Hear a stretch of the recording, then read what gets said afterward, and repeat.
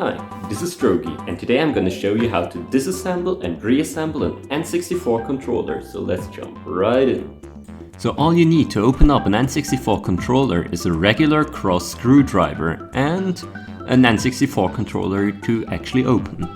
So turn it around and unscrew these 7 screws right here that hold the controller together. Once you're done, there are 2 more screws right here that you also need to unscrew, but those are a bit smaller, so make sure you won't lose them. So let's do this.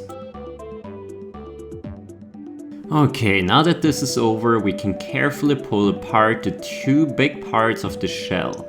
And maybe the L button and the R button fall out, so pay attention to that. So the back part only contains a C button and not much else, so let's put this aside for now. So this is the inside of an N64 controller, so let's disassemble it further. Step 1, take out the L and R button. Step 2, take these 2 things out, including the button pad for the L and R button.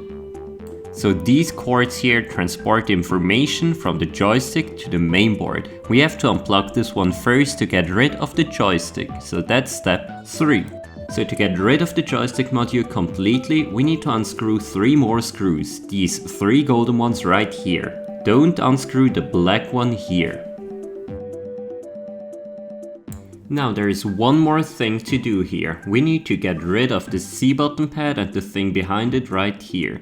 So you want to hold the controller kind of like that and pull the 2 things apart and push the C button pad thing up, and your joystick module is free to be removed. I'll be uploading a video soon on how to disassemble and reassemble a joystick module, so stay tuned and subscribe to this channel. I will also make a tutorial on how to clean, repair and grease a joystick, but that later. Let's put the joystick aside for now.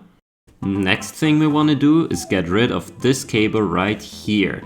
But this is gonna be pretty hard because later on we want to put it back in just the way it is right now, and it's not always the exact same, so you might want to take a picture of how exactly this cable goes through before you pull it out. And now we can remove the whole cardboard thing and are left with the shell and the button pads.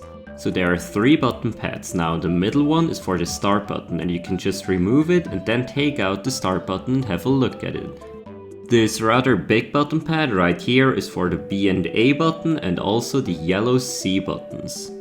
So from the front, C buttons will look the exact same, but from the back they have different patterns, so you can put them back in correctly every single time. The third and last button pad belongs to the D-pad.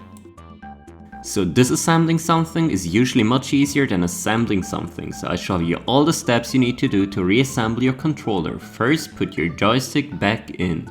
The black screw should be on the bottom again. So next step is screw the 3 golden screws back in.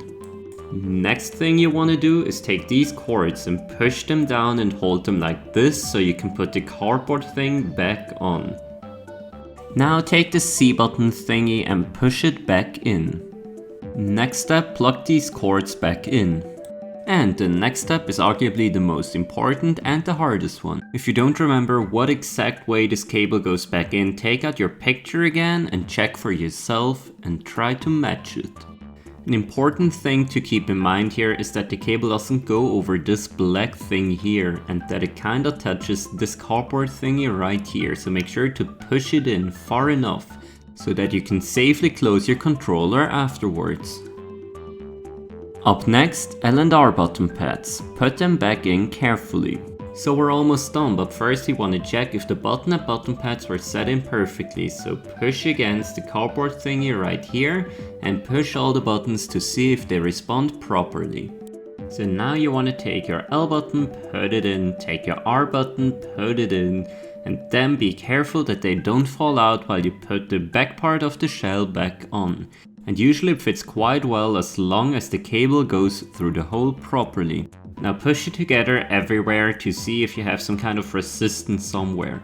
It's normal that you have some kind of gap, for example here, that will be fixed once we screw the screws back in.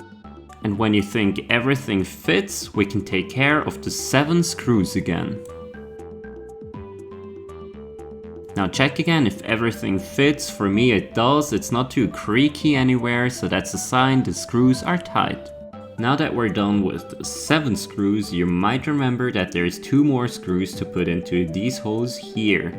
Not everybody does that though, so to me my controller looks perfectly fine, it feels fine, it's not too creaky, so I don't put them back in, but it's preference, you decide.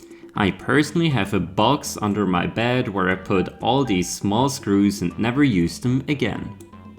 Up next, a quick troubleshooting part for the most common issues that may occur during this process. 1. If your 2 shell parts don't fit together perfectly, make sure that the cardboard thing has been pushed down as much as possible, and then check if this cord doesn't go over this black thing here, is pushed down far enough and fits this hole. 2. If your controller is creaking, tighten the screws a bit better. 3. If the joystick does not respond in-game, make sure this cable has been plugged back in. 4. If there is no resistance on a button, make sure that the button pads are set properly. And 5. If you have a different issue, comment on this video and I'll try to figure it out for you. Hi, this is Strokey again. Thank you so much for watching my video, I hope it helped you. If it did, please let me know in the comments. Make sure to check out my social media. I wish you a very nice day and see ya.